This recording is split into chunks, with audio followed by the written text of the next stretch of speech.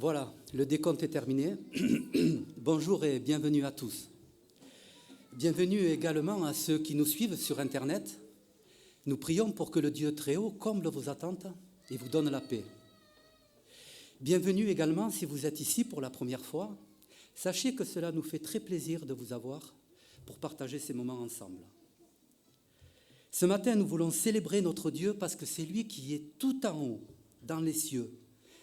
Il est le créateur du ciel et de la terre et de tout ce qui s'y trouve, et nous aussi.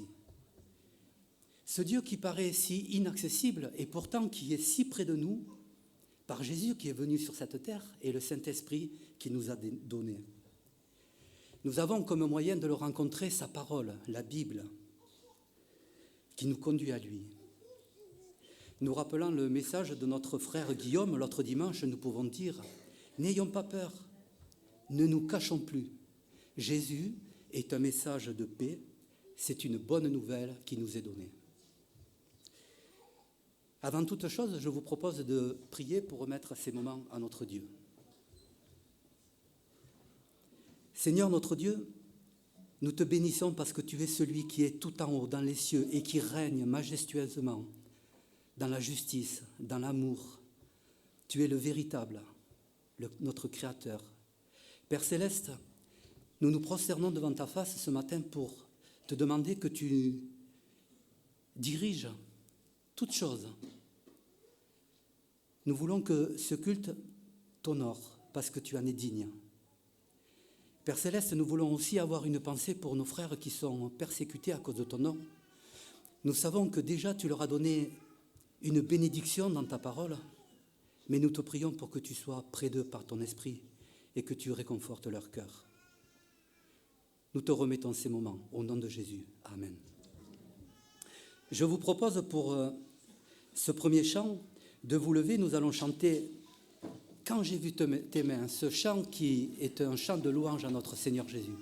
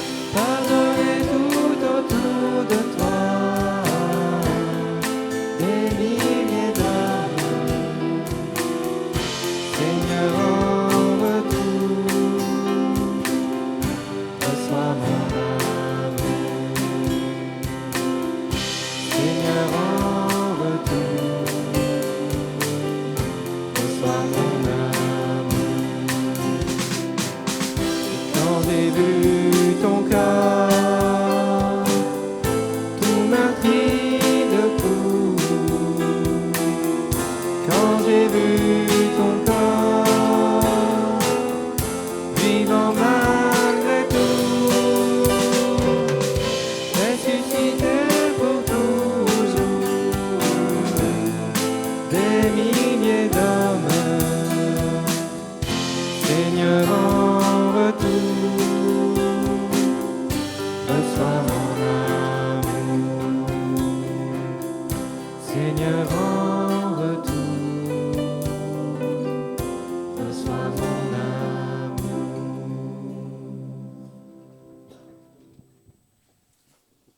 place.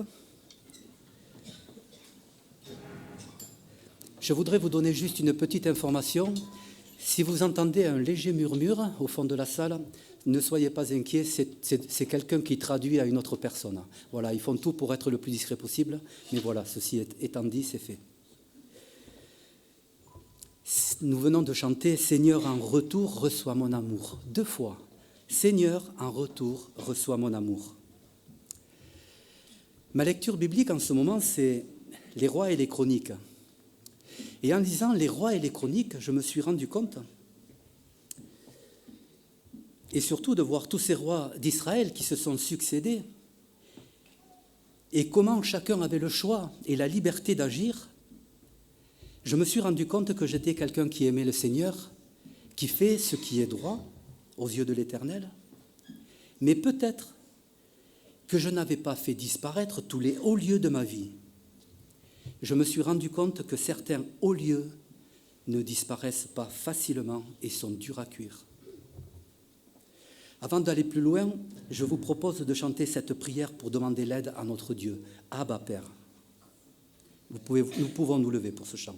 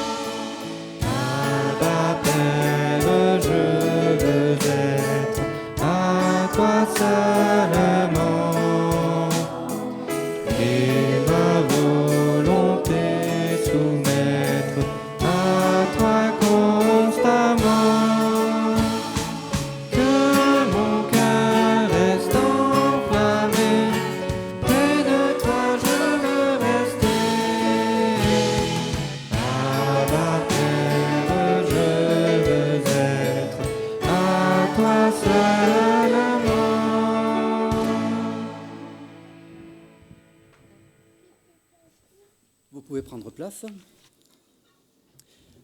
Vous vous souvenez du dernier chant de dimanche dernier? Il disait « Je lève les yeux vers les hauts sommets ». Heureusement que nous avons le groupe de chant. Mais plus sérieusement, si je lève les yeux vers les hauts sommets, et s'il y a comme en filigrane toujours ces hauts lieux, ce n'est ni bon, ni pour Dieu, ni pour moi. Comme nous le rappelait Stéphane dimanche dernier, le risque, c'est que peut-être peu à peu, notre premier amour disparaisse. Et au-delà de cela, si nous n'y prenons pas garde, que c'est Dieu qui finisse, lui, par apparaître en filigrane au lieu d'être dans nos vies au premier plan. Dans la Bible, les hauts lieux à l'époque des rois, c'était l'idolâtrie. Et nous avons vu l'autre jour à l'étude biblique que l'idolâtrie pouvait prendre des formes bien différentes. Cependant, il ne serait pas correct de dire que nous sommes tous dans la même situation à ce sujet en ce qui concerne les idoles dans la vie de chacun. On peut lire que certains rois, eux, avaient fait disparaître tous les hauts lieux en Israël. Voilà peut-être notre but à atteindre. Il appartient donc à chacun de lister dans sa vie s'il y a quelques géants à combattre. Et comme David, qui n'avait pas supporté que l'on insulte le Dieu d'Israël et son armée, et il avait terrassé le géant Goliath. Positionnons-nous entièrement avec le chant qui suit. Entre tes mains, j'abandonne. Nous pouvons nous lever également.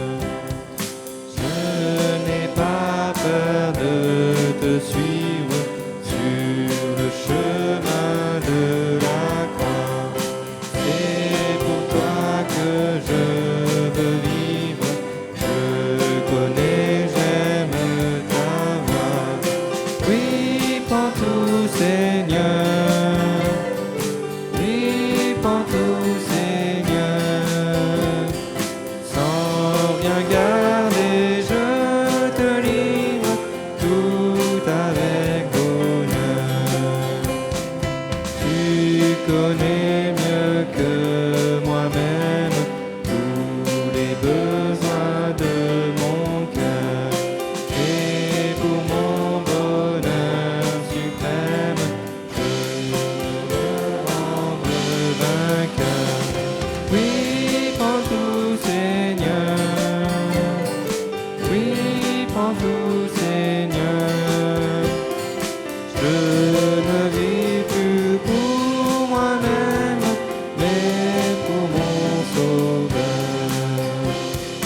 Prends mon corps et prends mon âme, que tout en moi soit à toi, que par ta divine flamme, tout mal soit détruit en moi. Oui, prends tout, Seigneur. Oui, prends tout, Seigneur. Prends mon corps et prends mon âme, règne sur mon cœur.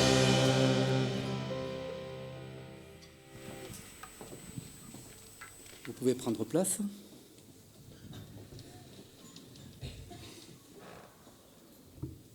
Pour introduire la prière à haute voix, je vous propose un texte biblique dans 1 Chronique, au chapitre 29, les versets 10 à 13.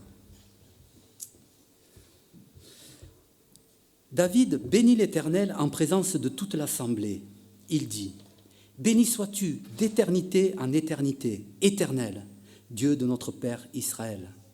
À toi, Éternel, la grandeur, la force et la magnificence, l'éternité et la gloire. Car tout ce qui est au ciel et sur la terre t'appartient. À toi, Éternel, le règne, car tu t'élèves souverainement au-dessus de tout. C'est de toi que viennent la richesse et la gloire. C'est toi qui domines sur tout. C'est dans ta main que sont la force et la puissance. Et c'est ta main qui a le pouvoir d'agrandir et d'affermir toutes choses. Maintenant, ô notre Dieu, nous te louons et nous célébrons ton nom glorieux. Je vous propose de prier à haute voix maintenant et je terminerai.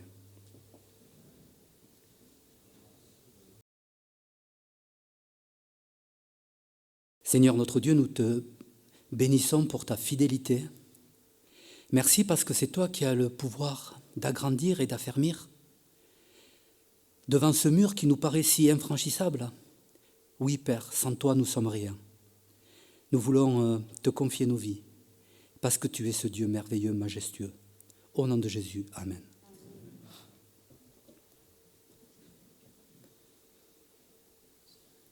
Je voudrais vous lire encore dans ce même chapitre de 1 Chronique 29, le verset 14.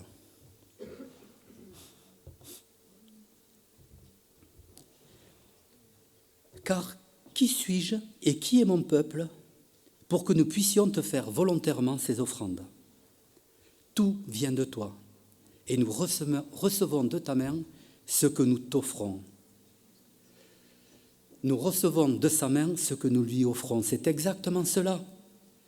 Nous offrons nos offrandes de tout notre cœur, reconnaissant de tous les bienfaits que notre Dieu nous donne, bienfaits spirituels et aussi matériels qu'il nous donne. Tout nous vient de Dieu. Pendant que nous ferons passer le sac de l'offrande, nous chanterons le chant infiniment grand. Nous pouvons nous lever pour chanter ce chant.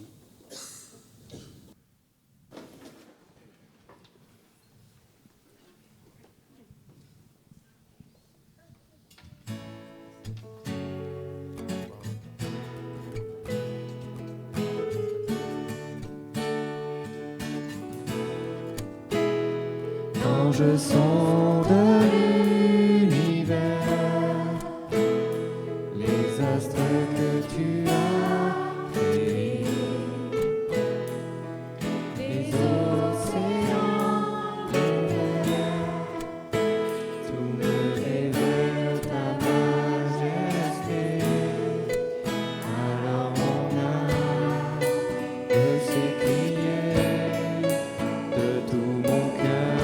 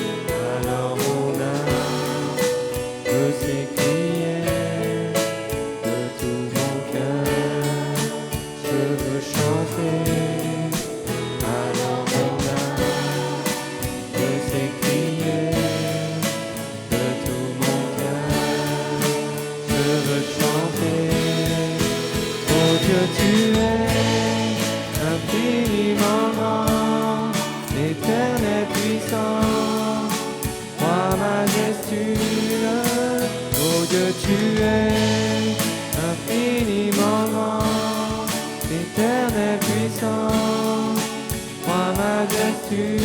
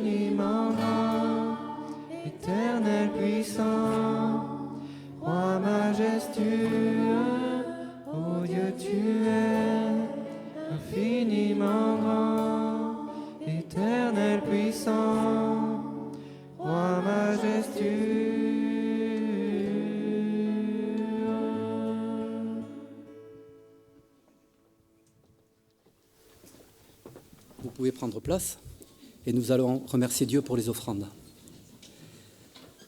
Seigneur notre Dieu, tu es infiniment grand, infiniment puissant. Et vraiment, c'est un honneur et une grâce que de t'apporter nos offrandes. Vraiment, Seigneur, nous te les confions d'un cœur reconnaissant. Nous te prions aussi pour que tu donnes la sagesse à ceux qui vont les utiliser, de le faire selon ta volonté. Merci Seigneur, que ton nom soit béni au nom de Jésus. Amen.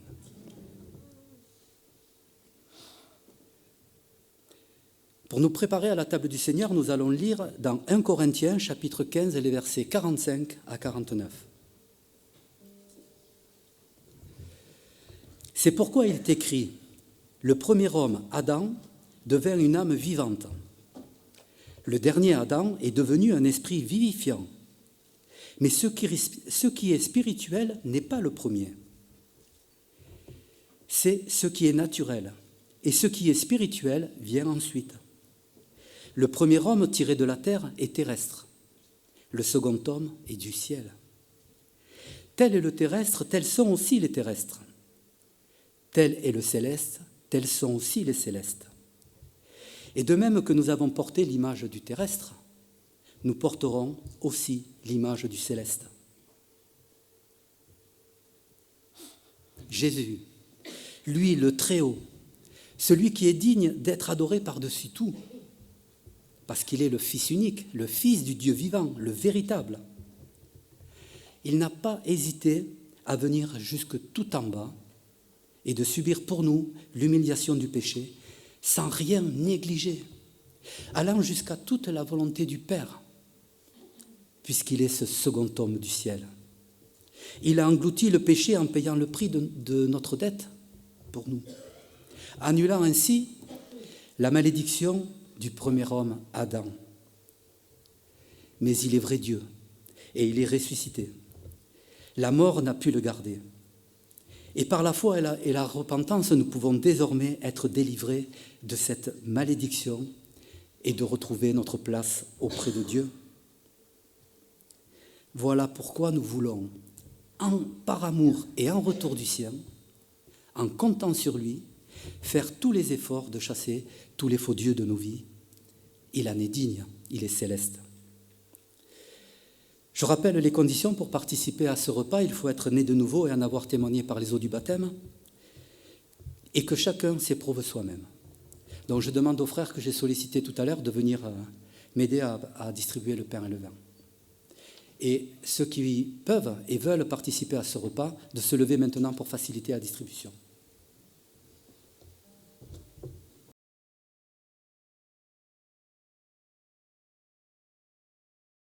Seigneur notre Dieu, on te remercie encore de nous avoir réunis encore ce matin, autour de toi, autour de ton œuvre parfaite. Et comme on l'a rappelé dans nos prières ce matin, on aurait été incapable de traverser ce que tu as traversé, de te livrer à la croix pour nous, Seigneur, de briser ce voile qui nous séparait du Père. Et vraiment, Seigneur, cette œuvre parfaite, il n'y avait que toi pour l'accomplir. Et par ces éléments qu'on prend ce matin, Seigneur, on veut se souvenir de cette croix, de la croix que tu as accepté de porter pour nous, Seigneur, où tu t'es livré pour nous et où tu as renouvelé cette alliance avec nous. Et aujourd'hui, on peut avoir accès au Père par toi, Seigneur, par ce sacrifice parfait que tu as fait à la croix.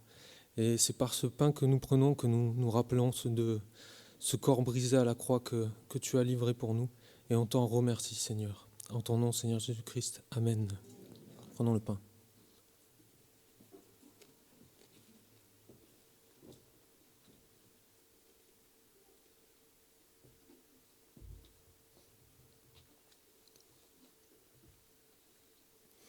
Merci Jésus parce que tu as été jusqu'au bout, tu n'as pas reculé.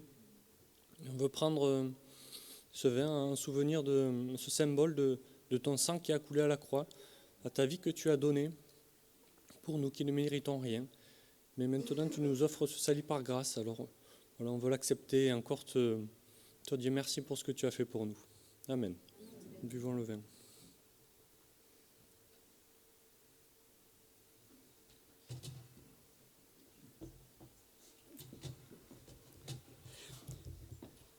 Y a-t-il des classes d'enfants ce matin, comme l'heure est... C'est les vacances? Bon, mais parfait. Je vous propose de chanter et nous allons tous nous lever pour chanter le chant « Ta fidélité ».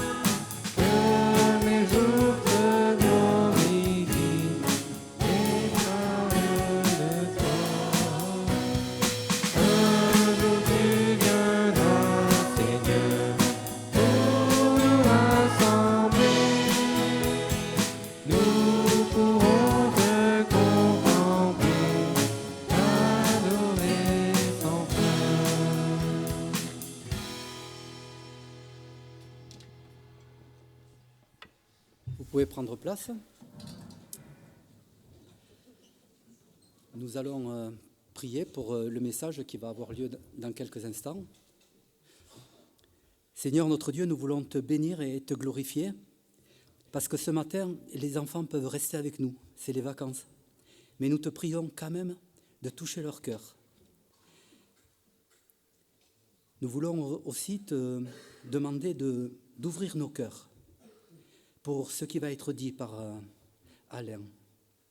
Que cela puisse changer nos vies et nous conformer à toi, Père Céleste. Que ton nom soit béni au nom de Jésus. Amen.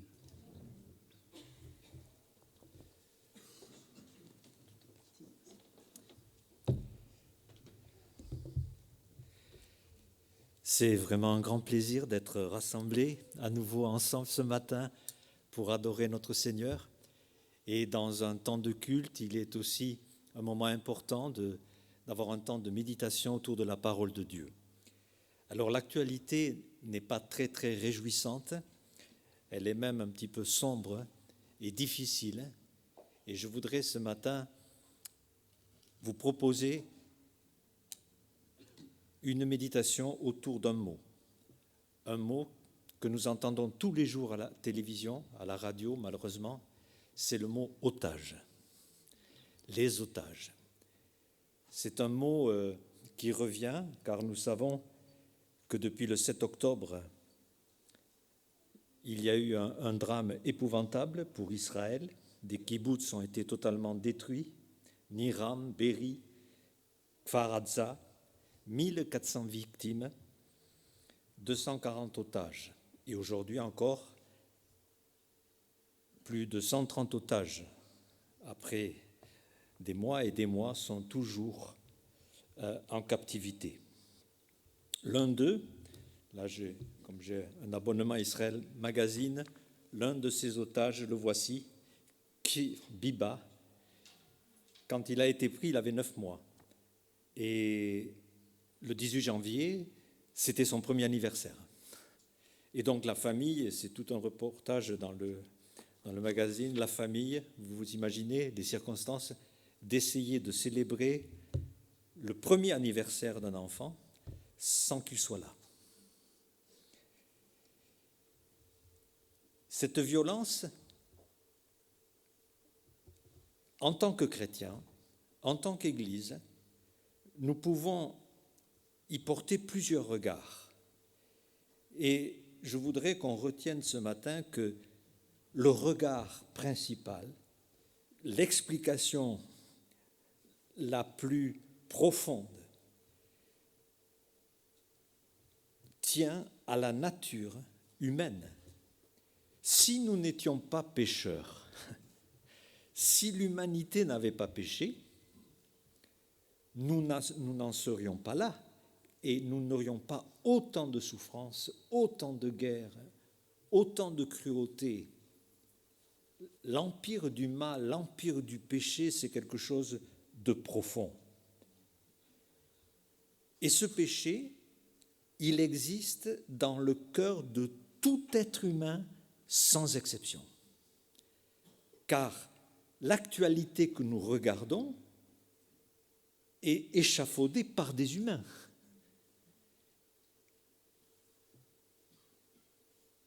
La colère, la haine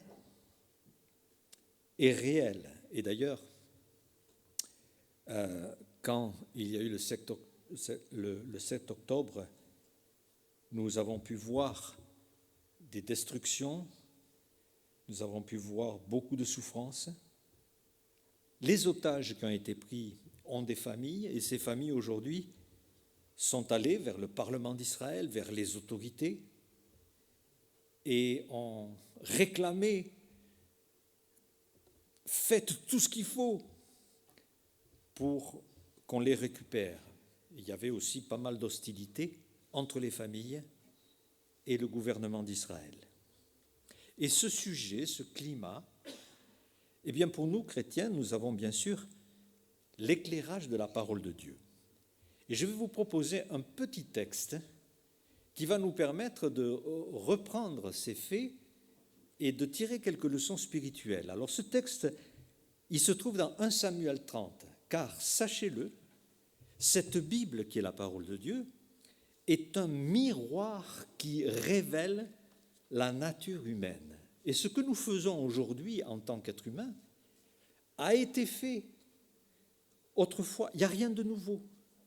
L'homme n'a pas évolué, il est toujours pareil. Alors regardons 1 Samuel 30 au verset 3.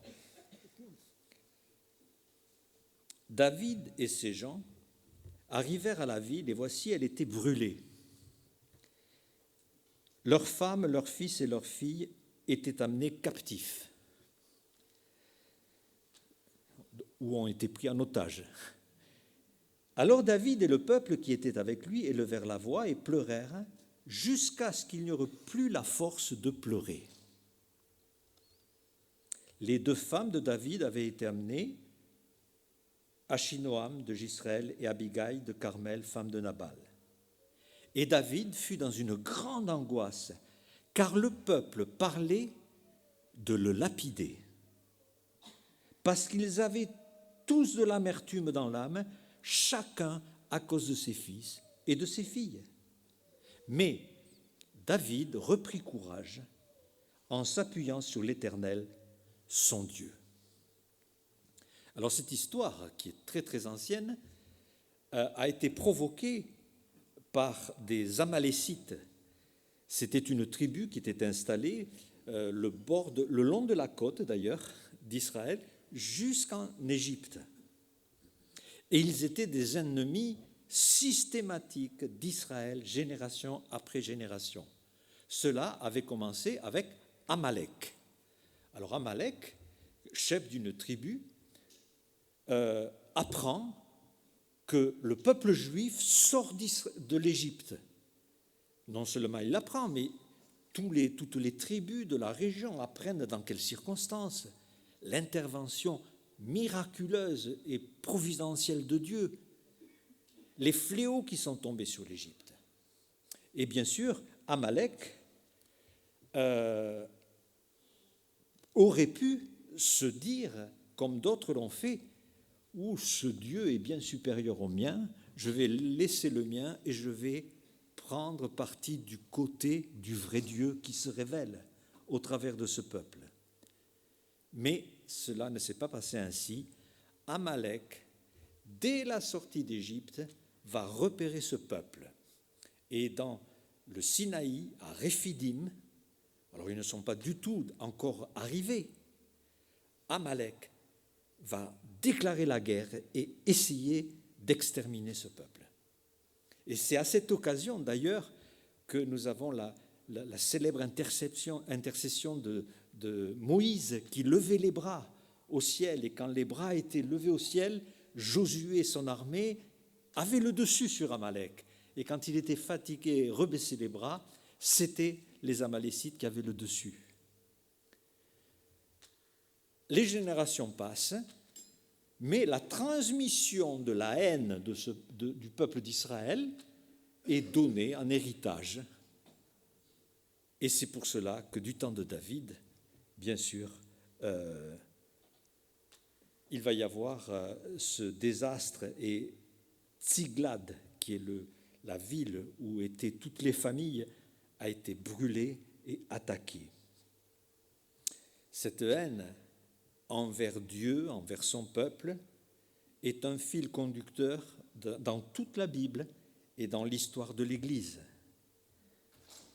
N'oublions pas ce qu'a dit Jésus dans Jean 15, verset 18, « Si le monde vous hait, sachez qu'il m'a haï avant vous. » Dans le psaume 25, 19, « Vois combien mes ennemis sont nombreux et de quelle haine violente ils me poursuivent. » Et d'ailleurs, le Seigneur va même révéler quelque chose d'assez cruel et assez effrayant, car c'est au nom de Dieu que l'expression de la haine va se déverser et sur Israël et sur l'Église. Jean 16 nous dit ceci, « Je vous ai dit ces choses afin qu'elles ne soient pas pour vous une occasion de chute. Ils vous excluront des synagogues, et même l'heure vient où quiconque vous fera mourir croira rendre un culte à Dieu. Ils agiront ainsi parce qu'ils n'ont connu ni le Père ni moi. »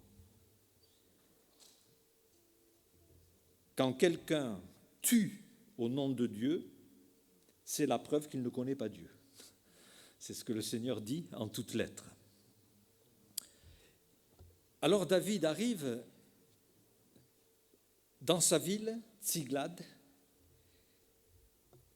et les otages ont été pris, la ville est brûlée, et cet endroit, aujourd'hui, a été repéré, s'appelle Tel Sera, et il se trouve à 20 kilomètres de Gaza, exactement au même endroit où se trouvent les kibboutz qui ont été brûlés et les otages pris. les dégâts sur les kibboutz au 7 octobre ont été tels que la comparaison et un rapprochement a été fait avec Oradour-sur-Glane. Vous connaissez peut-être Oradour-sur-Glane. Si vous ne connaissez pas, il faut quand même visiter ce lieu qui se trouve tout près de Limoges. C'est le 10 juin 1944, donc 643 victimes. Le village est complètement détruit. Les gens ont été pris en otage et plusieurs ont été brûlés dans l'église. Et tout le village est resté en l'état comme un témoignage. Alors c'est une visite un peu particulière, mais qui rappelle un épisode particulier de l'histoire. Ce que David et ses troupes ont fait quand ils arrivent dans leur oradour du moment, il n'y a plus rien, il n'y a plus personne, tout est détruit. La Bible dit qu'ils ont pleuré jusqu'à ce qu'ils n'aient plus la force de pleurer. Quand il y a eu la prise d'otage, l'actualité nous a indiqué qu'il y a eu, à un moment donné, une cérémonie, 1400 bougies allumées devant le mur de lamentation, les photos des otages projetées sur les remparts de la ville, et l'actualité ajoute « Israël pleure ses victimes ». Pleurer. Je pense que nous comprenons malheureusement tous la profondeur de ce mot. Et c'est un mot très important. Jérémie 13, 17 nous dit « Si vous n'écoutez pas, je pleurerai en secret à cause de votre orgueil. Mes yeux fondront en larmes parce que le troupeau de l'Éternel sera amené captif. » Toutes sortes de larmes accompagnent notre voyage ici-bas. Surtout celui qui veut vivre pieusement, la Bible dit qu'il sera même persécuté. Et il y a un passage, un verset qui m'a souvent encouragé sur ce point précis, c'est le psaume 56, psaume 56, mais c'est peut-être pas le 98, c'est dans le psaume 56, vous le trouverez. Tu comptes les pas de ma vie errante, recueille mes larmes dans ton outre, ne sont-elles pas inscrites dans ton livre? Autrement dit, ce que le Seigneur nous dit, les larmes que vous avez connues cette semaine, cette année passée, depuis le début de votre vie, sont toutes inscrites dans un livre. Il n'y a pas une douleur, il n'y a pas un drame, il n'y a pas une agression, une souffrance particulière qui échappe à notre Seigneur. Et nous savons que quand nous verrons notre Seigneur, une des premières choses qu'il fera au ciel, c'est d'essuyer toutes les larmes. Ésaïe 25:8 nous dit « Il anéantit la mort pour toujours. Le Seigneur, l'Éternel, essuie les larmes de tous les visages. Il fait disparaître de toute la terre l'opprobre de son peuple, car l'Éternel a parlé. » C'est une des raisons pour laquelle, devant la puissance du mal, devant les larmes qui sont engendrées par notre péché ou celui des autres, eh bien, nous avons un puissant consolateur. Nous avons quelqu'un vers qui se tourner. Alors, il y a un guitariste que j'ai toujours beaucoup aimé, que j'ai suivi, que j'ai regardé, mais bon, je ne suis jamais arrivé à faire ce qu'il fait, ça c'est un autre sujet. Il s'appelle Eric Clapton, et en 1991, il a connu un drame épouvantable quand il a perdu son fils de 4 ans. Et son fils de 4 ans est tombé de la fenêtre du 56e étage à New York. On ne peut imaginer à peine l'intensité de cette nouvelle. Et Eric Clapton, comme c'est un compositeur, va écrire un chant à ce sujet. Peut-être un des plus grands tubes de son répertoire. Mais il explique que pendant un temps, il a perdu les pédales, mais quand même, il n'a pas replongé comme il avait fait autrefois dans la drogue ou l'alcool. Mais il va écrire un chant, Tears in Heaven, les larmes au ciel. Alors, il imagine sa rencontre avec son fils au ciel. Et dans les premiers couplets, il demande « Mon fils, me reconnaîtras-tu au ciel ?» D'ailleurs, c'est une question que l'on se pose, comment on va se retrouver au ciel, les uns les autres, qui nous connaissons. Me reconnaîtras-tu, prendras-tu ma main au ciel? Au-delà de la porte, il y a la paix, et il ajoute, après des interrogations, il y a une deuxième partie du chant qui dit « Il y aura la paix au ciel, j'en suis sûr, et je sais qu'il n'y aura plus de larmes au ciel. » Donc c'est tout l'impact de son chant. Il n'y aura plus de larmes au ciel. Confirmant ainsi ce qui est dit dans Apocalypse 21, verset 4, « Il essuiera toutes larmes de leurs yeux, et la mort ne sera plus, il n'y aura plus ni deuil, ni douleur, car les premières choses auront disparu. » Voici la vie qui nous attend. Voici la perspective qui est devant nous. Mais en attendant, nous devons revenir sur notre petite histoire de David. Après avoir pleuré, après n'avoir plus eu la force de pleurer, qu'est-ce qu'ils ont fait? Il est où le responsable? Ah mais David, alors, tu es notre leader et voilà ce qui nous arrive. Et vous vous rendez compte que là, il est dit, le peuple parle de le lapider. Pas moins que ça. Alors quand tout commence à partir en vrille, c'est l'autorité qui en prend un coup. Ça a toujours été ainsi et ça ne va pas s'arrêter. D'ailleurs, les proches des otages, qu'est-ce qu'ils n'ont pas dit sur les autorités, sur Netanyahou? Et il a été vraiment malmené. Ils sont allés devant sa maison pour crier, et ils ont perturbé le Parlement. Et pourtant, pauvre David, il n'y était pour rien, et même sa famille était concernée. D'ailleurs, le 27 juin 1976, vous savez ce qui s'est passé? C'était un vol d'Air France avec 246 passagers qui part d'Athènes pour Paris. Mais l'avion, il est détourné.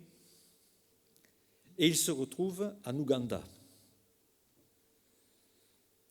Rempli de juifs, cet avion. Que va faire Israël? Ils vont créer un commando. C'est une histoire absolument fantastique. Il y a eu des livres à ce sujet, même des films. Et ils vont réussir à délivrer tous les otages pris à Entebbe, dans la ville d'Entebbe. Et dans la nuit donc, du 4 juillet 1976, Israël va libérer tous les otages. Dans le groupe de commando, il y aura un soldat qui va mourir, il s'appelait Jonathan, et d'ailleurs, en hommage à Jonathan, cette opération commando va s'appeler l'opération Jonathan après, dans l'histoire d'Israël. Mais Jonathan, son nom de famille, c'est Netanyahou. C'est le frère aîné de Benjamin Netanyahou. Oui, le chef d'Israël d'aujourd'hui sait ce que c'est d'avoir quelqu'un en otage et de perdre quelqu'un dans une opération militaire. Mais nous avons toujours avec l'autorité, un rapport assez compliqué. Et la tentation de lapider celui qui est au-dessus, elle est toujours là. Peut-être d'abord Dieu. Souvenons-nous du conseil avisé de la femme de Job. Mais pourquoi tu demeures ferme dans ton intégrité? Avec tout ce qui arrive, maudis Dieu et meurs. Voilà le conseil que donne la femme de Job.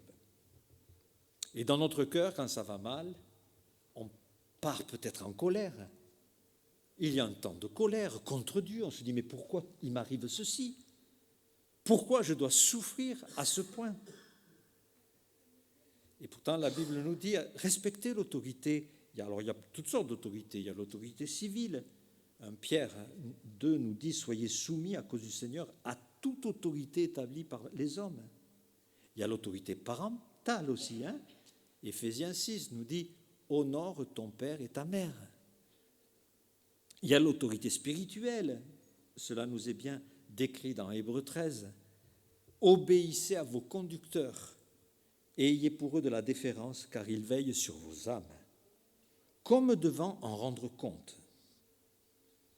Mais l'autorité, puisqu'on dit quelques mots sur ce sujet, n'est pas à l'abri de reproches et peut être interpellée. Ce n'est pas un chèque en blanc où celui qui est en poste fait n'importe quoi et n'importe comment. Dans Ecclésiaste 4,13, il y a un verset qui concerne les rois. Mieux vaut un enfant pauvre qu'un roi vieux et insensé qui ne sait plus écouter les avis. Mais des gens qui ne savent pas écouter des avis, il n'y a pas que des vieux et des insensés. Certains, dès qu'ils ont une place de responsabilité, ils n'écoutent plus personne. Il est bien précisé, pour l'autorité parentale, parents, n'irritez pas vos enfants. Mais il est aussi même spécifié dans Actes 5,29, ce n'est pas Pierre seulement qui dit cela, mais c'est tous les apôtres. Donc il y a une unité de pensée à ce sujet. Il vaut mieux obéir à Dieu plutôt qu'aux hommes, dès lors que l'autorité n'est plus du tout dans la volonté de Dieu. Alors, prions pour nos autorités, prions pour tous ceux qui ont une responsabilité dans l'Église. C'est un fardeau. Et si j'ai un petit mot à donner à ceux qui sont en poste, agissez comme des patrons. Vous êtes sûr? C'est un mot magnifique, patron, parce que patron vient du latin patronus, qui veut dire protecteur. Donc, normalement, un bon patron, c'est quelqu'un qui protège. Alors voilà, à partir de maintenant, considérez partout celui qui est au-dessus de vous, ou si vous êtes en poste, je suis un protecteur. S'agissant des otages, l'important aussi, c'est que les familles restent mobilisées parce qu'il ne faut surtout pas que les otages soient oubliés. C'est peut-être une angoisse les plus profondes. Nous avons dans la Bible un exemple tout à fait caractéristique. Quand Joseph était en prison, dans Genèse 40, au versets 13 et 14, Joseph dit à un compagnon de cellule, « Encore 3 jours et Pharaon relèvera ta tête et te rétablira dans ta charge. » Donc, conduit par le Seigneur, Joseph lui dit cela. « Tu mettras la coupe dans la main de Pharaon comme tu en avais l'habitude quand tu étais son échanson, c'est-à-dire celui qui goûte le vin pour le roi. Mais souviens-toi de moi quand tu seras heureux et montre, je te prie, de la bonté à mon égard.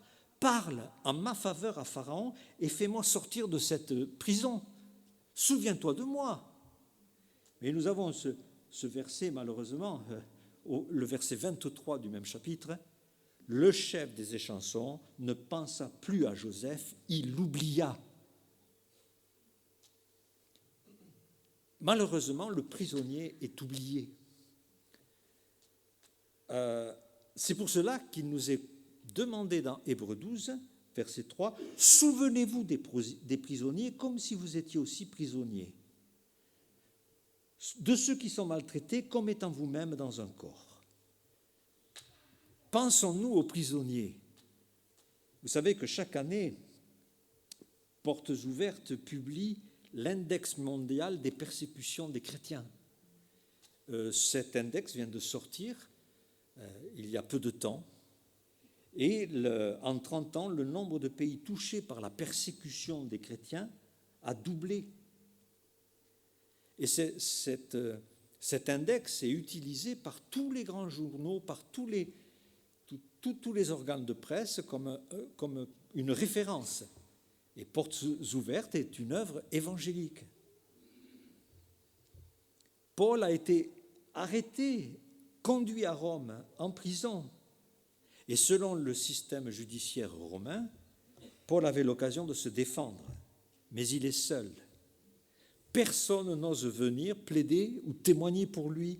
C'est pour cela qu'il écrit dans 2 Timothée 4, 16, « Dans ma première défense, personne ne m'a assisté, mais tous m'ont abandonné. » Alors, comment ne pas abandonner les prisonniers? Et l'Église se doit de prier, de se rappeler, de se souvenir. Alors la Bible dit, comme si vous étiez des prisonniers. C'est pas facile. Et moi, je reconnais que quand je pense à un prisonnier, je pense par contraste, mais pas par assimilation. C'est-à-dire, je remercie Dieu de ne pas être dans cette situation. Mais se souvenir des prisonniers, c'est beaucoup plus fort que ça. C'est de s'imaginer à sa place. Comme nous aussi, nous sommes dans un corps.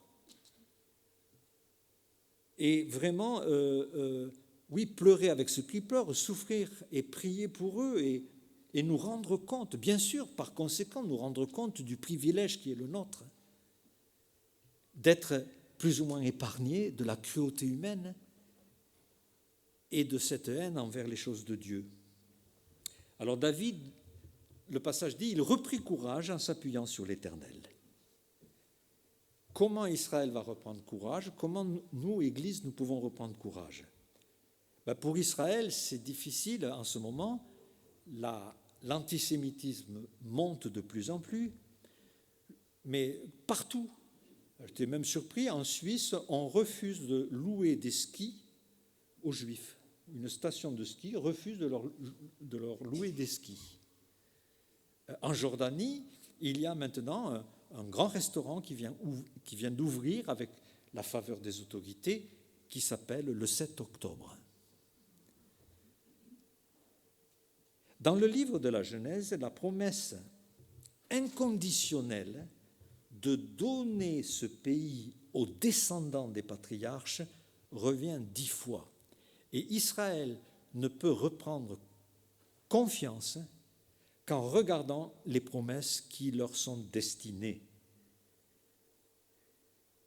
Dieu déclare à Abraham, « Je te donne ce pays à toi et à ta descendance pour toujours. » De telle sorte que même les pires infidélités d'Israël ne peuvent pas remettre en question cette promesse. Et l'alliance de Dieu va même jusqu'à dire, voilà, aussi longtemps que le soleil se lève, mon alliance avec vous tient. Donc, jusqu'aux dernières nouvelles, le soleil continue à se lever. Donc, la promesse est toujours valable. Et Israël peut être exilé pour un temps, mais nous apprenons ceci dans Deutéronome 30, « L'Éternel, ton Dieu, ramènera tes captifs et aura compassion de toi. Il te rassemblera encore du milieu de tous les peuples chez lesquels l'Éternel, ton Dieu, t'avait dispersé. Quand tu serais exilé à l'autre extrémité du ciel, l'Éternel, ton Dieu, te ramènera dans le pays que possédaient tes pères. » Et dans la proclamation de l'indépendance d'Israël, le dernier paragraphe dit « Confiant en l'Éternel Tout-Puissant et confiant dans les prophètes, nous voulons vivre sur notre terre. » comment l'Église va reprendre courage? Pour nous, nous avons ce passage dans Luc 6 qui dit, alors je ne sais pas si, il n'est pas facile ce texte, hein, verset 22, « Heureux serez-vous lorsque les hommes vous haïront. » Je ne sais pas comment vous recevez ce verset. Lorsqu'on vous chassera, lorsqu'on vous outragera.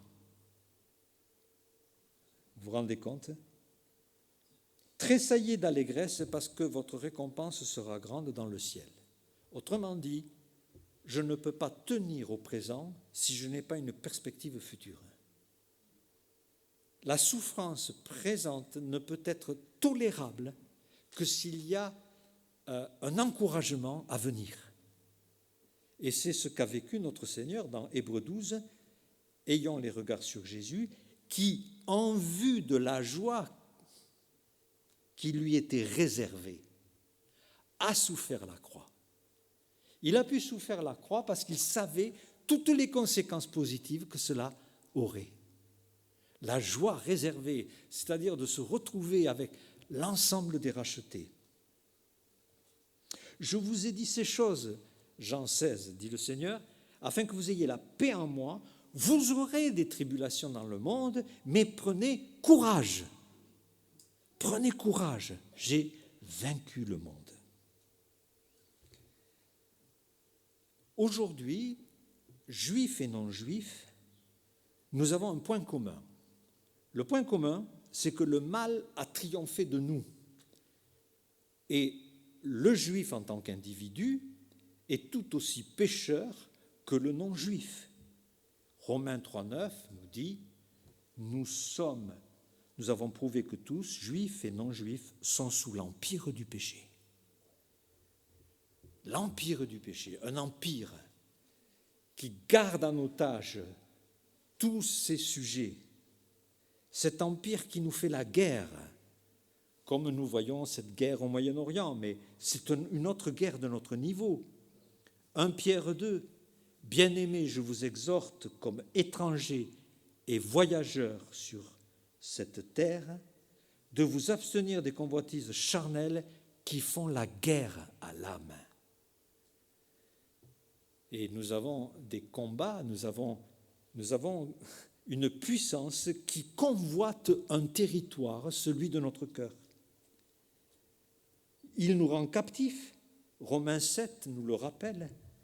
Je vois dans mes membres une autre loi qui me rend captif de la loi du péché. Qui me délivrera? Alors on parle de guerre, on parle de captivité, on parle de délivrance, exactement comme ce que attendent les otages. 2 Pierre 2,19, ils leur promettent la liberté quand ils sont même esclaves de la corruption. Car chacun est esclave de ce qui a triomphé de lui. Et peut-être que ce matin, il y a des personnes qui sont esclaves, qui sont otages. Sur le plan spirituel, il y a peut-être quelqu'un qui est complètement otage d'une puissance qui détruit sa vie, qui le tire constamment vers le bas. Mais la réponse est la même pour tous. Romains 10,12 nous dit « Il n'y a aucune différence entre le juif et le non-juif, appelé dans la Bible le grec, puisqu'ils ont tous un même Seigneur, qui est riche pour tous ceux qui l'invoquent, car quiconque invoquera le nom du Seigneur sera sauvé. » La libération des otages, certains ont été libérés, une bonne centaine, mais à quel prix? Au prix de la vie de plusieurs soldats. Des soldats ont payé de leur vie et chaque jour est affiché le nom et le visage de nouveaux soldats qui meurent parce que leur objectif, c'est de trouver les otages et de les libérer. Trouver les otages libérés et anéantir, bien sûr, cette puissance du mal. Mais quelqu'un est venu se sacrifier aussi. Un soldat d'un tout autre niveau. Notre Seigneur a donné sa vie en rançon pour payer pour nous sortir de l'esclavage. 1 Corinthiens 6,20 nous dit « Vous avez été rachetés à un grand prix. Glorifiez donc Dieu dans votre corps, qui appartient à Dieu. » Mais le combat, une fois qu'on se tourne vers Christ, qu'on l'accepte, qu'on lui demande pardon, il n'est pas fini, il continue. Car la Bible nous dit dans 1 Pierre, le diable rôde. Et rôder, ce n'est pas simplement se promener comme ça a le sens de fouler aux pieds. C'est le même mot que l'on retrouve, Jérusalem sera foulée aux pieds. Le lion, l'adversaire spirituel de toute âme, juive ou non juive, veut fouler aux pieds la beauté de votre âme. À la naissance d'Israël, les adversaires ont choisi de détruire ce petit pays, mais ils n'y sont pas arrivés. Mais les mêmes souffrances sont imposées à tous les Juifs dispersés. Et c'est ce que dit Pierre aussi pour les chrétiens. Résistez-lui avec une foi ferme à ce lion, car les mêmes souffrances sont imposées à vos frères dans le monde. Oui, nous avons peut-être à faire face à notre Amalek, à nous, qui dès que l'on sort de l'Égypte, dès que l'on fait les premiers pas de la vie chrétienne, il tombe sur nous parce qu'il veut nous détruire. Après le salut, il y a encore quelque chose, et ce sera la dernière pensée que je voudrais partager avec vous, et c'est une pensée qui a bouleversé ma vie. Je voudrais vous en donner un témoignage. Déjà, plusieurs otages ont été libérés. Alors, qu'est-ce qui se passe quand un otage est libéré? On prend soin de lui, on l'amène à l'hôpital. Il a besoin d'un temps de récupération, de restauration, de soins physiques, psychologiques, etc., etc. Souvenons-nous de l'histoire du bon Samaritain qui va sauver quelqu'un au bord de la route. Mais quand vous lisez son histoire, vous la trouverez dans Luc 10, la Bible dit, il s'approcha, il banda ses plaies, en y versant de l'huile et du vin, il le mit sur sa monture, le conduisit à l'hôtellerie et prit soin de lui. Et ce bon Samaritain qui représente notre Sauveur est celui qui, quand il nous sort d'une vie sans lui, quand on l'accepte, a un programme de soins, de restauration. Alors, il y a bien des années, j'ai entendu un témoignage qui, tout d'un coup, a mis ensemble quelques versets, a mis en lumière une vérité que je connaissais, mais sur laquelle j'étais passé très superficiellement. Et c'est cette vérité que je voudrais vous donner ce matin en conclusion. Cette chrétienne consacrée a parlé, donc je ne sais plus où j'étais, je devais faire un concert quelque part et on s'était retrouvés après une réunion et on partageait nos témoignages. Et cette dame qui servait le Seigneur a fondu en larmes. Elle s'est mise à pleurer et elle a dit ceci, voilà mon témoignage. Je suis heureux d'être chrétienne, je suis heureuse de servir le Seigneur, mais je ne suis pas heureuse. J'ai souvent de la peine, de la crispation, des malentendus avec les gens. Ça peut être de la colère, de la jalousie. Souvent, je vois de l'injustice et je ne sais pas comment réagir, etc., etc. Et donc, elle ajoute, et j'étais fatigué de cela jusqu'au jour où le Seigneur m'a donné 2 textes. Le premier texte, c'est Ézéchiel 34, et là, dans Ézéchiel 34, au verset 3, il est parlé des responsables d'Israël qui n'ont pas fortifié les brebis faibles, c'est-à-dire le peuple d'Israël qui est appelé les brebis. Vous ne les avez pas fortifiées, dit le prophète, vous n'avez pas guéri celles qui étaient malades et vous n'avez pas pansé celles qui étaient blessées.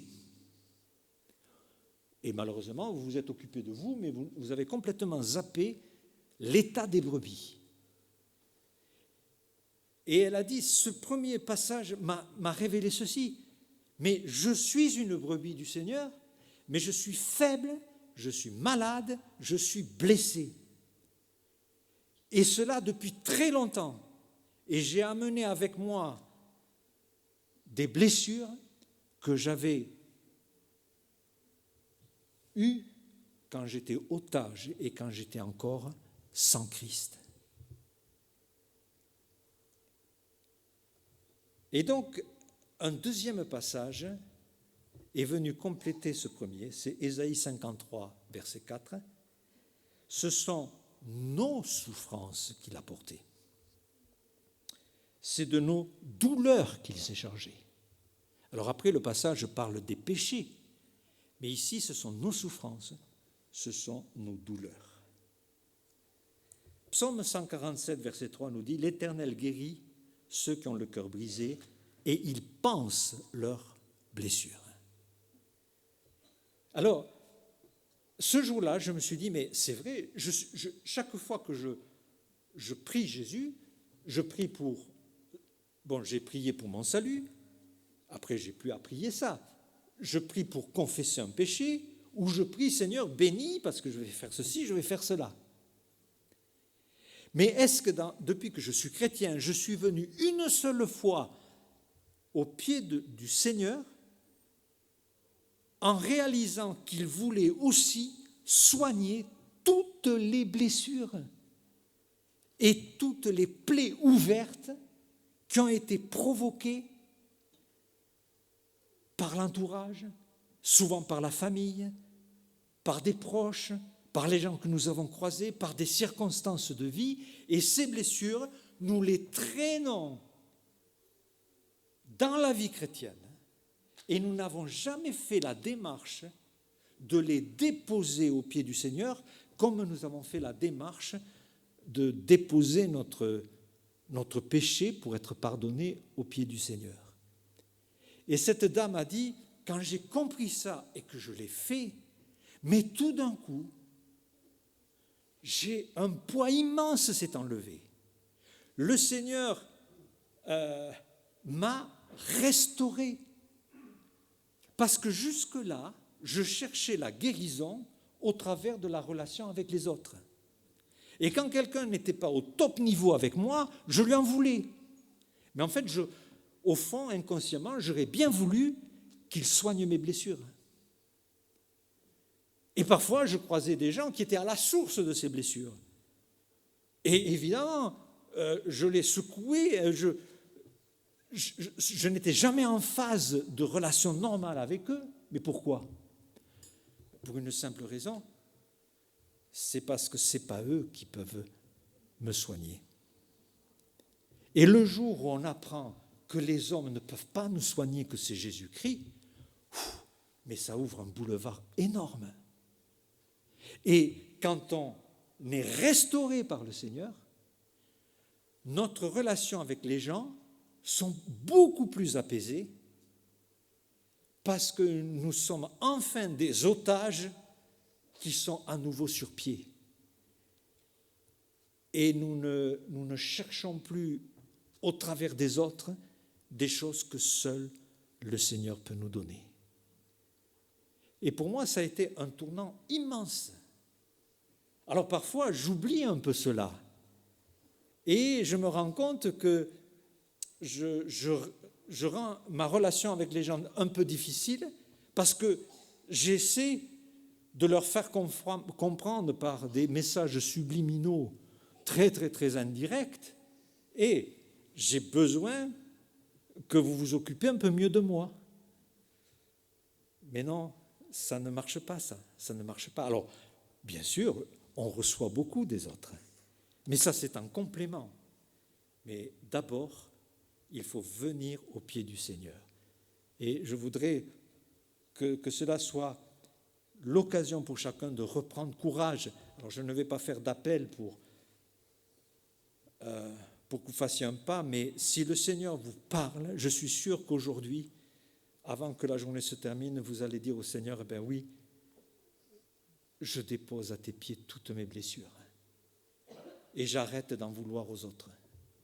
Et vous allez voir que vous allez devenir beaucoup plus maître des circonstances et être beaucoup plus apaisé.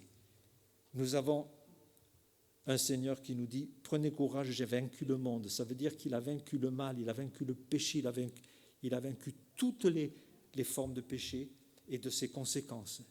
Et nous verrons avec un salut qui nous attend le déroulé de tout ce salut merveilleux. Mais vivons dès aujourd'hui en ayant les regards sur notre Seigneur, en marchant avec lui. L'actualité que nous voyons, c'est le fruit du péché dans le cœur de l'homme. Mais nous avons un puissant Sauveur et en tant qu'Église, nous devons proclamer la bonne nouvelle aux Juifs, aux non-Juifs, en tant qu'individus. Israël en tant que nation, c'est un autre sujet. Mais en tant qu'individu, eh bien, transmettons ce message d'espoir et que nous retrouvions courage et joie de vivre parce que le Seigneur est la clé pour notre épanouissement personnel. Amen. Alors ce matin, j'ai demandé à Sarah-Line, qui est parmi nous avec ses parents, et donc de venir. Elle va nous interpréter un chant de sa composition pour conclure cette méditation.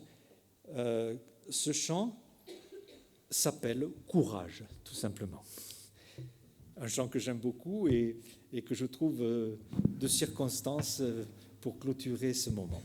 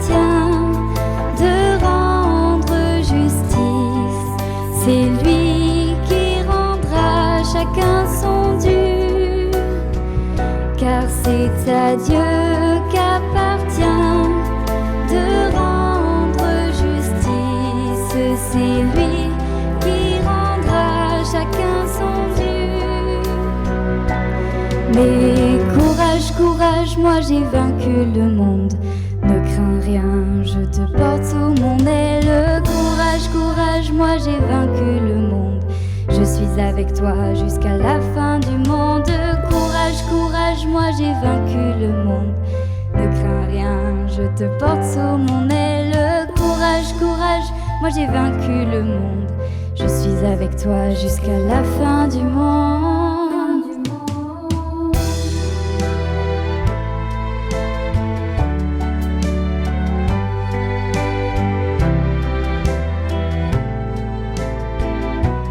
C'est à Dieu, car c'est à Dieu qu'appartient de rendre justice. C'est lui qui rendra chacun son dû. Et car c'est à Dieu qu'appartient de rendre justice. C'est lui qui rendra chacun son dû.